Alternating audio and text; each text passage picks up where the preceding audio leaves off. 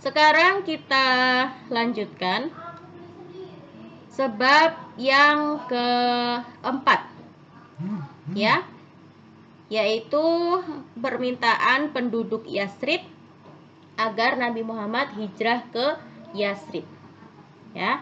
Nah, pada musim haji tahun ke-13 dari kenabian, banyak penduduk Yasrib yang ingin menjalankan ibadah haji. Mereka berjumlah 73 orang laki-laki dan 2 orang perempuan. Jadi jumlahnya semua ada 75 orang. Nah, terdiri atas 63 laki-laki dari golongan Khazraj, 11 laki-laki dari golongan Aus, dan 2 orang perempuan dari golongan Khazraj yang bernama Nusaibah binti Ka'ab Bani Najjar dan Asma binti Amr dari Bani Salamah. Setelah mengerjakan wukuf di Padang Arafah, pada waktu matahari terbenam, berangkatlah mereka ke Bukit Aqobah yang ada di Mina. Nah, sesampai di Bukit Aqobah, mereka berkumpul bersama Nabi Muhammad dan paman beliau yang bernama Abbas. Selanjutnya, Rasulullah membaiat 75 orang tersebut. Nah, ya, inilah yang kemudian disebut dengan baiat Aqobah yang kedua. Yang pertama kan tadi sudah, ya, pada tahun ke-12 kenabian. Ya, ada baiat Aqobah yang pertama. Kemudian tahun berikutnya, tahun ke-13 kenabian, itu datang 75 orang dari Yasrib datang ke Mekah, ya, untuk apa? Untuk menunaikan haji. Nah, 75 orang ini kemudian menemui Nabi di Bukit Aqobah. Setelah mereka selesai wukuf di Arafah, kemudian mereka berkumpul bersama Nabi di Bukit Aqobah yang ada di Mina. Nah, 75 orang ini kemudian diambil janjinya, diambil sumpah setianya oleh Nabi. Kemudian peristiwa ini kemudian disebut dengan baiat Aqobah Kubro. Baiat Aqobah yang terbesar. Kenapa terbesar? Karena orangnya banyak, 75 orang. Nah, apa isi baiat Aqobah Kubro? Yang pertama, berjanji untuk mendengar dan menaati Nabi Muhammad. Yang kedua, berjanji untuk menafkahkan harta baik dalam keadaan mudah maupun dalam keadaan sulit. Yang ketiga, berjanji untuk melakukan amar ma'ruf nahi mungkar. Nah, tahu nggak amar ma'ruf nahi mungkar? Tahu nggak maksudnya? Pernah dengar kalimat ini nggak? Pernah nggak Abi sama Umi bilang amar ma'ruf nahi mungkar gitu? Ini kalau Muhammadiyah pasti sering mendengar istilah ini. Nah, Abi kan Muhammadiyah, Umi juga Muhammadiyah, ya kan? Pernah nggak dengar kata-kata ini? Belum. Amar ma'ruf nahi mungkar. Amar ada 2. Yang pertama amar ma'ruf dan yang kedua nahi mungkar. Apa maksudnya amar ma'ruf? Amar ma'ruf itu adalah mengajak kepada kebaikan, ya. Amar ma'ruf itu artinya mengajak kepada kebaikan. Nahi mungkar, kalau nahi mungkar apa artinya kira-kira? Mencegah kemungkaran atau mencegah kejahatan.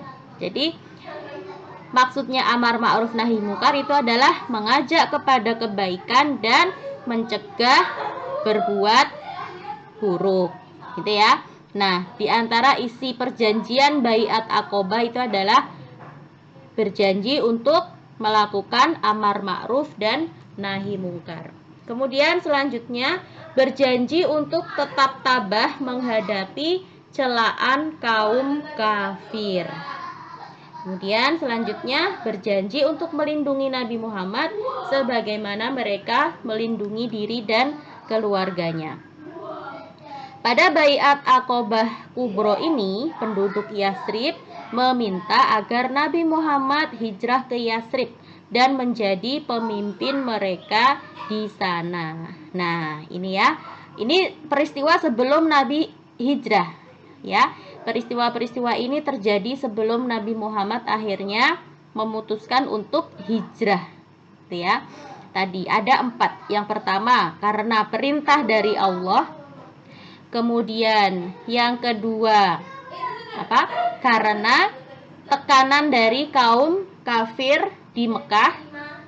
Yang ketiga, karena ada jaminan keamanan dari penduduk Yasrib. Kemudian yang keempat adalah karena apa? Penduduk Yasrib yang meminta Nabi Muhammad untuk hijrah ke sana dan menjadi pemimpin mereka. Ya, jadi Nabi Muhammad ini lebih dihargai di tempat orang lain, ya, di tempat kelahirannya sendiri di Mekah. Nabi Muhammad ini diapain? Disiksa, tidak diterima, ditolak, ya. Karena apa? Karena dianggap membawa agama baru. Nah, justru kehadiran Nabi Muhammad ini diharapkan, ya, bahkan diminta untuk menjadi pemimpin di Yasrib, di tempat lain. Nah, ini ya.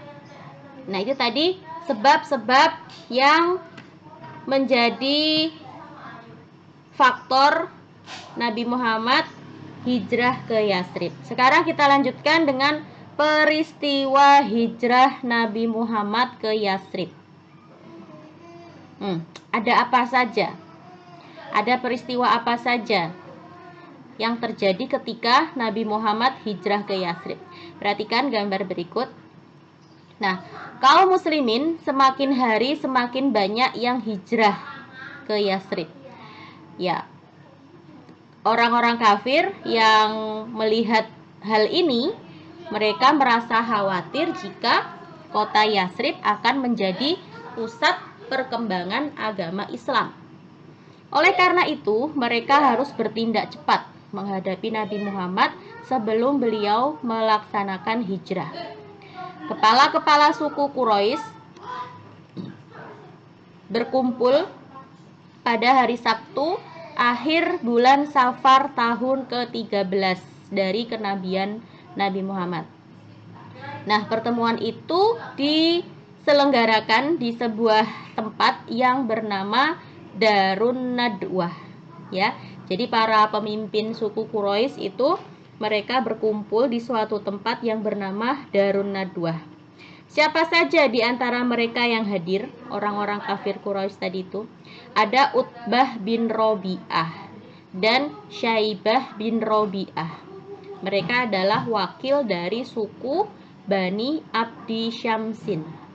Kemudian ada Haris bin Amir, wakil dari suku Bani Naufal.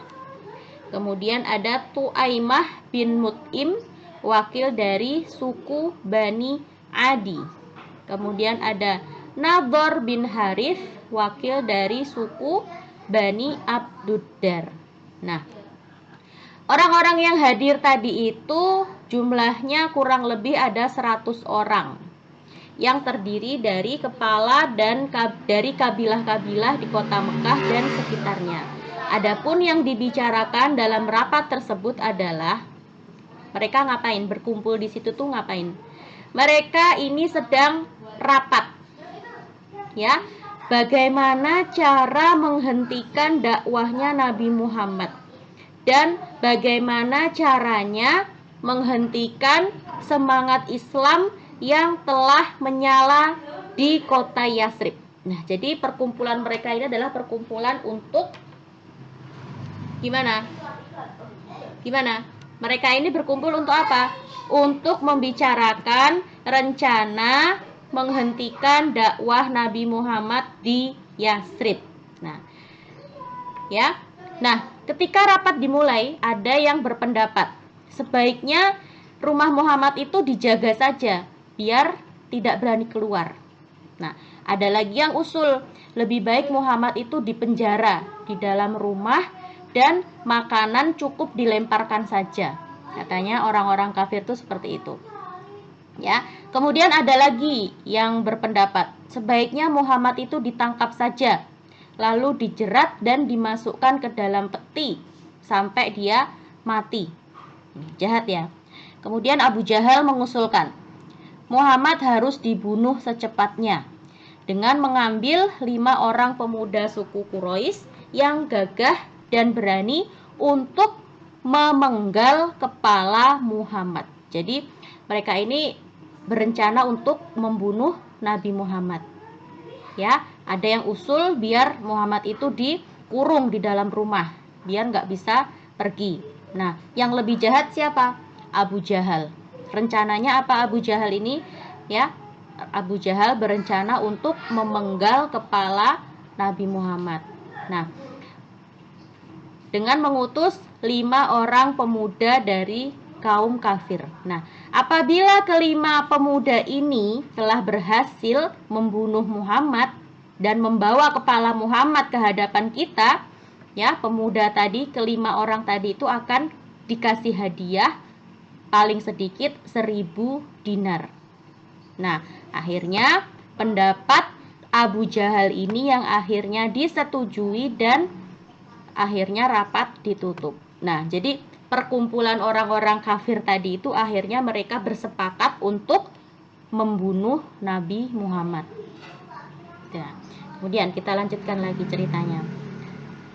Nah, sesudah malaikat Jibril menyampaikan wahyu, dia berkata kepada Nabi Muhammad, "Wahai Rasulullah, janganlah engkau tidur malam ini di atas tempat tidur yang biasa engkau tidur di atasnya. Sesungguhnya Allah menyuruh engkau supaya berangkat hijrah ke Yasrib."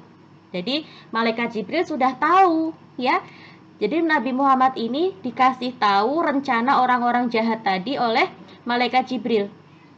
Ya, kata malaikat Jibril apa? "Wahai Rasulullah, engkau malam ini jangan tidur di tempat tidurmu yang biasanya." Ya, karena apa? Karena orang-orang kafir sudah berencana, berniat untuk membunuh Nabi Muhammad. Nah, Nabi Muhammad apa? Dikasih tahu duluan sama malaikat Jibril. Nah, setelah turun surat, ya, setelah turun ayat untuk hijrah ini, perintah untuk hijrah ini, Nabi Muhammad kemudian bersiap-siap untuk berangkat hijrah ke Yasrib. Nah, tentu Nabi Muhammad nggak sendiri. Ada beberapa sahabat yang menemani Nabi Muhammad. Siapa saja sahabat-sahabat ini? Yang pertama adalah Abu Bakar. Nah, setelah mendapat perintah dari Allah untuk berhijrah, Nabi Muhammad pergi ke rumah Abu Bakar. Di hari yang panas, dengan bertutup muka dan kepala, beliau sampai di rumah Abu Bakar. Abu Bakar terkejut melihat kedatangan Rasulullah yang terburu-buru.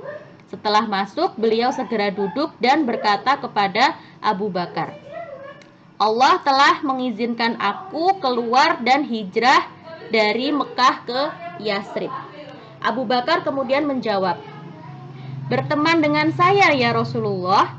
Jawab Nabi Muhammad, "Ya, dengan izin Allah." Kemudian Abu Bakar menangis bahagia. Lalu dia berkata, "Ya Rasulullah, ambillah salah satu dari kedua ekor unta saya untuk kendaraan." Jadi Abu Bakar ini menawarkan salah satu untanya untuk dijadikan kendaraan. Jadi unta pada zaman dahulu itu adalah kendaraan yang mewah, ya.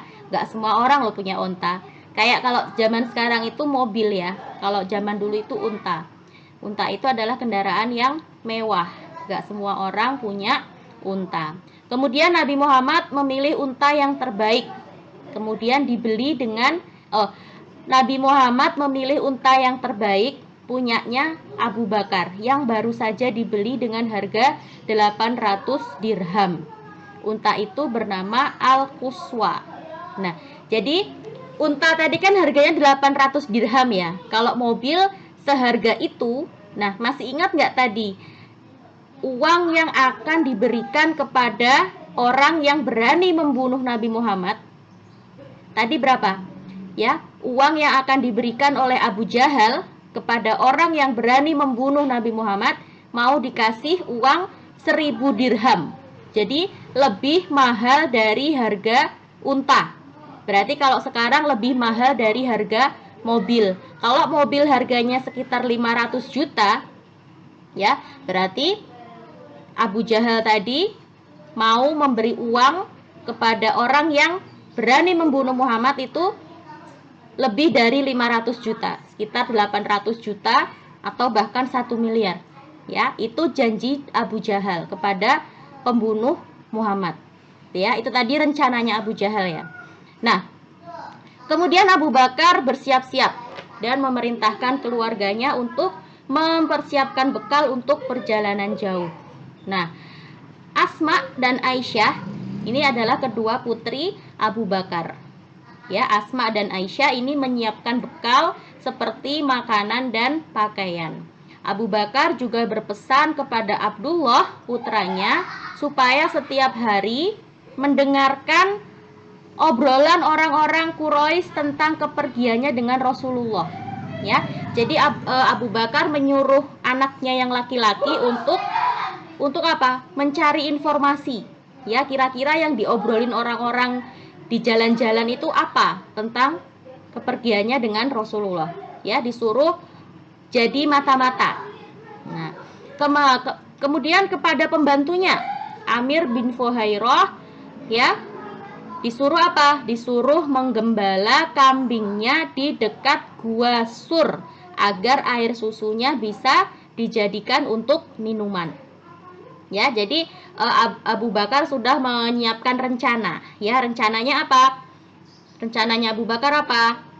Abu Bakar dan Rasulullah akan menginap dulu di Gua Sur sebelum melanjutkan perjalanan ke Madinah. Karena Madinah itu jauh banget ya. Kemarin kan Ustazah udah bilang nih, kalau zaman sekarang aja naik bis dari Mekah ke Madinah itu sekitar 6 jam. Kalau zaman dulu apalagi jalan kaki naik unta, ya, itu bisa berhari-hari, ya, bisa berminggu-minggu perjalanan dari Mekah ke Madinah. Nah, oleh karena itu Abu Bakar berencana untuk apa? Berhenti dulu di Gua Sur, ya, sembunyi dulu di Gua Sur untuk melihat kondisi, melihat keadaan. Karena kan Nabi Muhammad sama Abu Bakar ini sudah diincar ya sama orang-orang kafir, mau diapain? Mau dibunuh. Nah, sambil merencanakan itu, Abu Bakar sudah berpesan kepada keluarganya, ya. Asma sama Aisyah disuruh menyiapkan barang-barang, suruh menyiapkan bekal. Nah, kepada Abdullah, anaknya yang laki-laki, disuruh apa? Disuruh jadi mata-mata, ya, disuruh mencari informasi. Ada rencana apa lagi dari orang kafir. Nah, kepada pembantunya, Abu Bakar menyuruh apa? Menyuruh untuk menggembala kambing di dekat Gua Sur. Biar apa? Biar bisa apa? Air susu kambing tadi itu biar bisa diambil oleh Abu Bakar dan Nabi Muhammad untuk dijadikan minum. Itu ya. Nah, ceritanya sampai sini dulu. Ini besok kita lanjutkan lagi ya ceritanya ya. Seru nggak ceritanya? Kira-kira deg-degan nggak sama